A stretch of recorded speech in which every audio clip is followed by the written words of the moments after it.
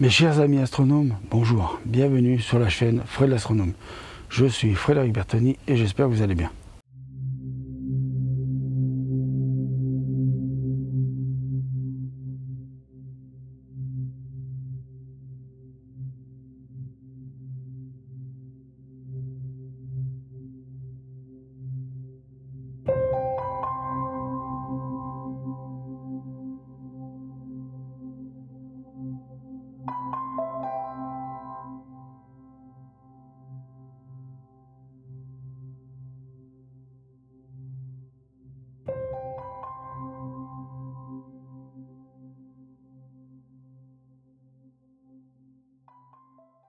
On me voit plus, c'est pas grave. Vous savez que j'ai un ETX. Vous savez que j'ai un MID CPC 800 2032 de focale et 203 de diamètre. Et puis un filtre, donc comme je vous le disais tout à l'heure, Smart Solar de chez Celestron. Enfin, je vous mettrai les marques à l'écran, tout ça.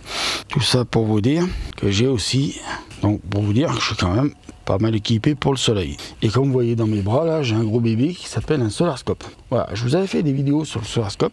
Je vais essayer d'en refaire demain. On va voir comment ça fait beau demain. Je vais essayer de voir si je peux vous en refaire demain. Mais je voulais aujourd'hui surtout profiter du gros télescope. Et puis comme je l'ai sorti, je voulais en profiter pour vous en parler. Voilà, donc je vais le poser pour être plus à l'aise, le Solarscope, puisque comme je ne vais pas l'utiliser aujourd'hui, voilà, je vais le poser là. Je vais faire la vidéo sur une remarque qu'on m'a fait. Et j'en profiter pour parler du Solarscope et tout ça. On m'a fait la remarque, alors c'est une remarque très gentille, hein, très sympa, puisque j'en fais une vidéo, donc vous voyez, c'est même sympa, ça me permet de faire une vidéo en plus, merci.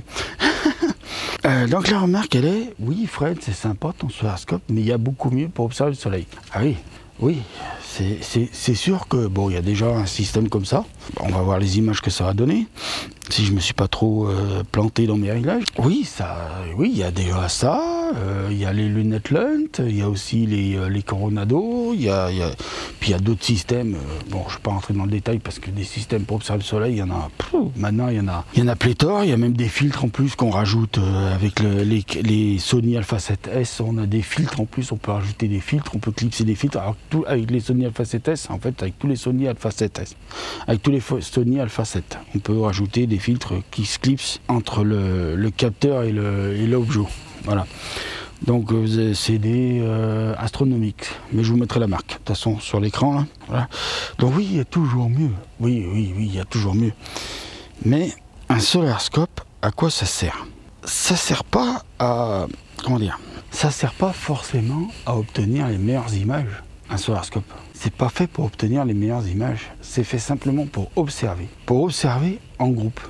Déjà, mais aussi observer au niveau de l'éducation. Par exemple, ça, dans une école, un prof, une ou un prof qui adore l'astronomie, veut montrer le soleil à ses élèves, sans aucun danger, sans prendre aucun risque, eh ben, je leur conseille d'utiliser un Solarscope. Pourquoi? Parce que déjà d'une, celui-là, là, il est en carton, donc super léger, super maniable.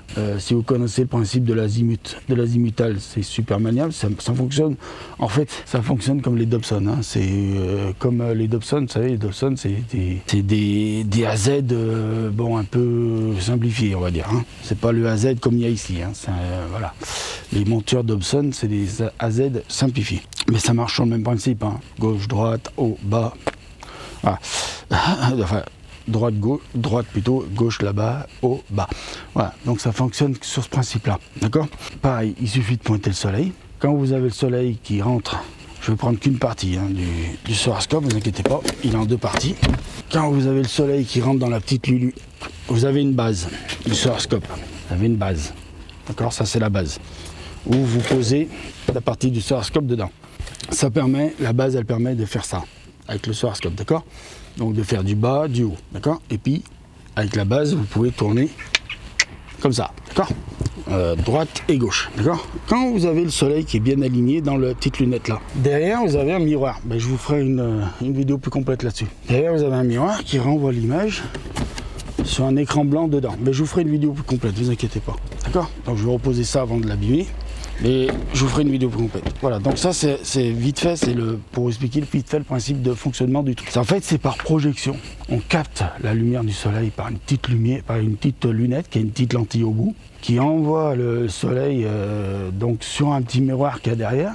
Le petit miroir qu'il y a derrière, il envoie donc l'image du soleil sur un petit écran blanc qu'il y a derrière. Donc vous avez le soleil par projection. C'est le principe de fonctionnement du solarscope. C'est un petit peu quand vous prenez par exemple une passoire, vous faites passer la lumière du soleil par les trous de la passoire et vous avez derrière une feuille blanche. Et vous avez donc plusieurs petits soleils qui se forment donc sur la feuille blanche derrière. Hein, c'est un petit peu aussi le principe pour regarder les éclipses. D'ailleurs, ça permet de pouvoir observer aussi des éclipses, ça, le solarscope. Voilà, éclipse de soleil, hein, solarscope. Donc voilà, pourquoi c'est faire un solarscope, c'est pas fait pour faire de la belle grosse imagerie en lumière comme ça blanche. Enfin là, elle est plutôt jaune, mais en lumière blanche, on va dire, direct, avec un filtre. Et puis en mettant des filtres, c'est pas fait pour faire non plus de l'imagerie comme on fait avec une lunette Lunt ou avec un Coronado. C'est fait pour être simple. Et c'est fait d'ailleurs même pour que des enfants, je dirais tout seul, un enfant tout seul, ouais, je dirais quand on est au début collège, quoi, 10-11 ans. Tout seul. Avant, je dirais plutôt avec un adulte. Pas faire n'importe quoi non plus. Et voilà, c'est pour ça que c'est pratique un solarscope. C'est pratique parce qu'on peut l'utiliser, enfin un enfant peut l'utiliser. Voilà. Et il n'aura pas de risque de s'abîmer les yeux, de se brûler les yeux avec ça. Parce que, alors s'il ne met pas son œil bien sûr dans la lunette. Hein. Sinon là, bon, donne pas cher aux yeux là. Voilà, à quoi ça sert un solarscope? Et bien sûr que oui, bien sûr qu'il y aura toujours mieux. Il y aura toujours mieux qu'un solarscope, bien sûr. Et même mon télescope, hein, il y a mieux que mon télescope pour observer le soleil. Il y a les lunettes Lunt et les Coronado. Et si vous prenez les moins chers des Lunt ou les moins chers des Coronado, bah derrière vous avez des modèles beaucoup plus chers qui sont faits bien sûr, qui sont bien plus puissant qu'un premier prix de chez Coronado. Si vous prenez une Coronado à 900 €, bon, vous aurez une belle image du soleil en Ré alpha. Si vous prenez un Coronado qui vaut 9 000, 10 000 €, voilà, hein, vous avez pour l'argent. Oui, bien sûr, des Coronado, les luttes, les télescopes comme ça, vous aurez les lunettes aussi. Ou même une bonne paire de jumelles avec 2 filtres à chaque ouverture. Vous aurez toujours mieux qu'un solarscope, ça c'est sûr. Donc vous voyez, aujourd'hui en plus on est au mois de février, je suis en bras court, en plein cagnard. Je sais même pas quelle heure il est d'ailleurs. Mais bon, là je vais terminer la vidéo. Je vais commencer à ranger le matériel parce que bon, il y a pas mal de choses encore à faire derrière. De toute façon, moi avec le bâtiment que j'ai à côté, là, le soleil, je vais bientôt plus l'avoir.